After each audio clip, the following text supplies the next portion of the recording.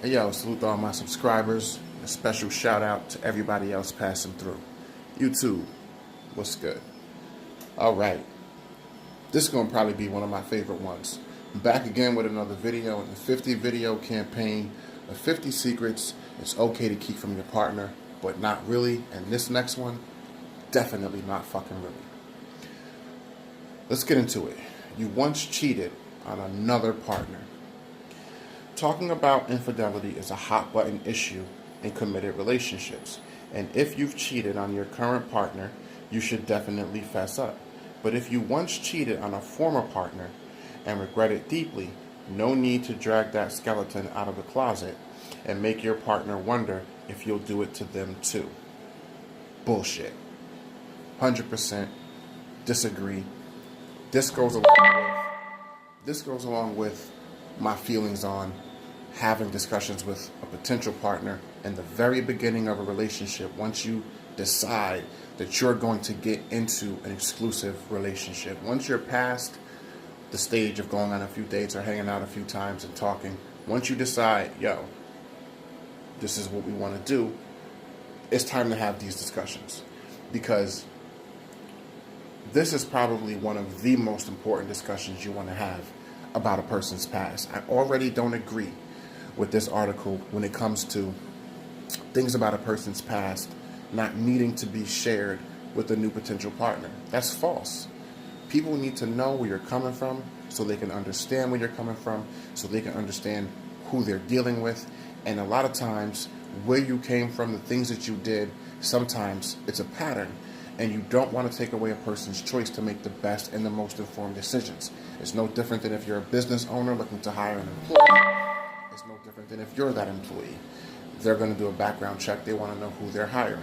It's no different than if you walk into a bank to get a loan for a home or a car or a credit card. They're going to check your credit history because they want to see what potential patterns exist about that person, so they know what the potentiality of that risk not being repaid, not being, not coming back around full circle for that establishment. And you have to treat relationships. There is a business side to relationships. There's a business process that should be approached with relationships, just like there is in marriage, just like there is in everything else. Because if you don't, then you're putting all heart into something that should be half heart and half mind. Like there has to be a logical approach to relationships.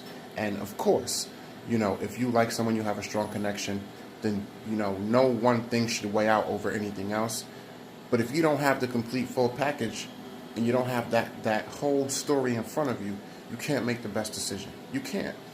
And my thing is this. Again, remember, most of the things that are deal breakers for me don't come from what people do or have done. It comes from people's inability or unwillingness to be truthful and open and honest about those things. There's a saying that once a cheater, always a cheater. I only partially agree with that. If you're in a current relationship with a current partner who has cheated on you, I don't believe that relationship can ever be successful again. If you think it can, fine. Stay in that relationship, forgive that person. Cool. But understand something. When you're in a current relationship with a partner who cheats on you currently, that person has already shown you the propensity to have all lack of respect for your relationship. And they may regret it. They may be apologetic for it. They may not want to do it again. But you already know now that as long as you deal with that person, if things get bad enough in a relationship, or if that person, you feel like that person feels like they may have something to blame on you down the line, if that relationship is tested enough again, they already showed you that they have the propensity to do that. You don't know for sure if they'll do it again or not. But when a person has cheated in past relationships, they're not necessarily always going to be a cheater. Some people outgrow that phase. Some people do that because they don't take the people that they're with seriously. And then they meet someone that they really do care about, that they really want to have a relationship with and really get it right with. And sometimes people are just so tired of doing it wrong, they just finally want to meet someone and have it done right. But those types of people who are truly done with that shit, and those types of people who honestly come into a realization through self-reflection, and they come to a place within themselves where they feel like, yo, this is the person I used to be, this is the life I used to live, I'm in a new situation now, I want to start it off the right way. I believe those types of people are the ones who would be willing to talk about it. And I just say, maybe it shouldn't be a deal breaker, but I say, if a person's unwilling to talk to you about partners they may have cheated on in the past, I don't think it's worth it. I don't think it's worth it. Because what you're not willing to talk about out in the open, on some level you must still be ashamed of it, or on some level you must know that if mentioning that thing will cause that person to not want to deal with you, maybe it's for good reason. Because people only have guilty consciences, in my opinion, and people only worry about things having a negative effect, in my opinion, if they think that there's some reasonable justification for why the other person would feel that way. Me, if I did something to a past partner, I have no problem talking to a new partner about it, because I'm not worried about you walking away. If you decide to walk away, cool. But if you decide to stay, I know it's because you have made that decision based on all the information that was possibly there for you to have, not based on lies or some type of image I was trying to hold up, and then 6 months from now, 15, 16 months from now, 3 years from now, you find out our relationship started on a lie. For a lot of people, definitely for a person like me, you start a relationship with me on a lie.